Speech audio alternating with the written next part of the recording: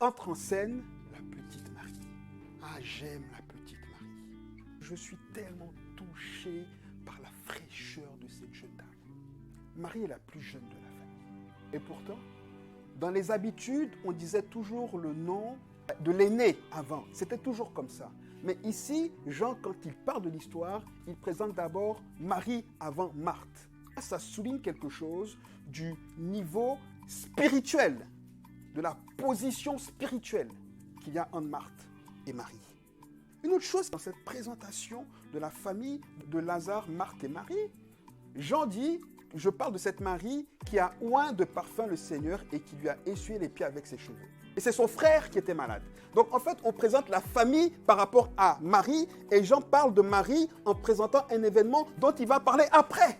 Comme pour dire, mais ce que Marie a fait, c'est juste, waouh!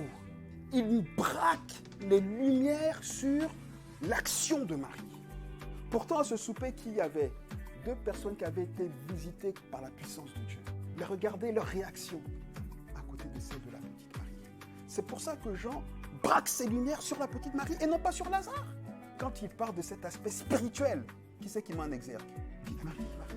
Et ici, on voit que la petite Marie ne se contente pas ni de servir Jésus, ni de passer du temps avec lui. Non, Marie voit toutes les occasions où Jésus est là comme des occasions à entrer plus vers son cœur. Elle saisit toutes les occasions pour y chercher quelque chose de spirituel, pour grandir spirituellement.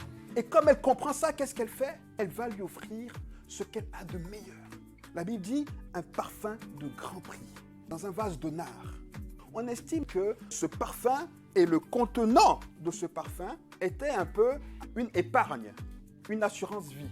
On estime que ce que Marie ici vient pour renverser sur les pieds de Jésus était soit son héritage ou en tout cas une partie de son héritage. Comme Marie a discerné et a compris qui était Jésus, elle n'a pas hésité à casser son assurance vie.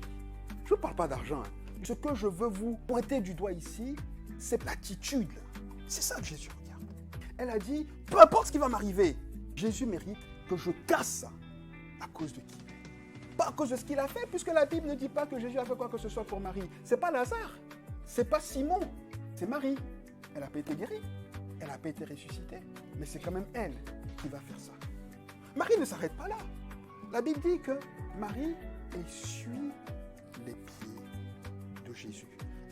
Quand Jean présente Marie, il précise celle qui a oint le Seigneur de parfum et qui lui a essuyé les pieds avec ses cheveux.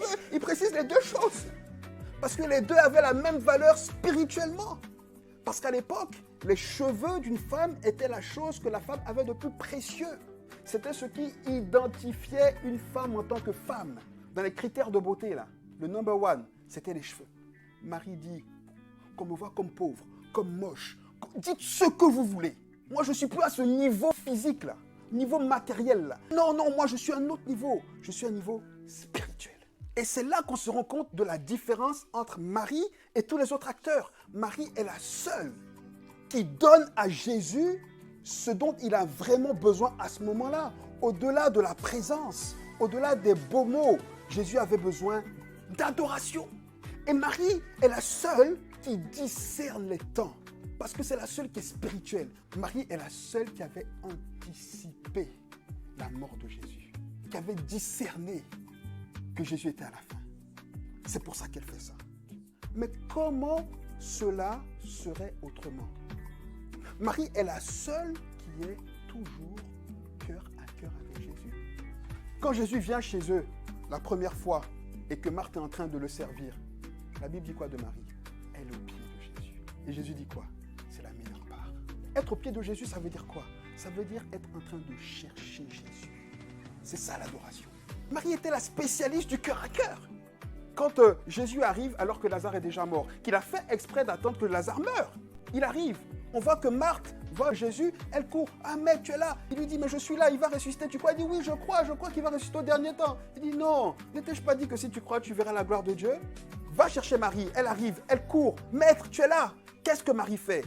Dès qu'elle voit Jésus, la Bible dit qu'elle se jette où? À ses pieds. Marthe vient voir Jésus face à face. De la même manière que Simon et Lazare étaient à table avec Jésus. Au même niveau. Marie, elle est où? Au pied de Jésus. Le cœur à cœur. L'adoration.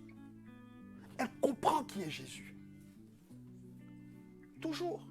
Marie est la championne du cœur à cœur et elle nous montre la voie pour toucher le cœur de Jésus, être au pied du Maître. Et parce qu'elle a compris ça, elle oint Jésus, elle reconnaît, elle confesse Jésus pour qui il est. Alors que les autres parlaient de Jésus, pourquoi? Pour ce qu'il avait fait. C'est ça la différence entre l'adoration et la louange. On loue quelqu'un pour ce qu'il fait. On adore quelqu'un pour ce qu'il est, indépendamment de ce qu'il fait.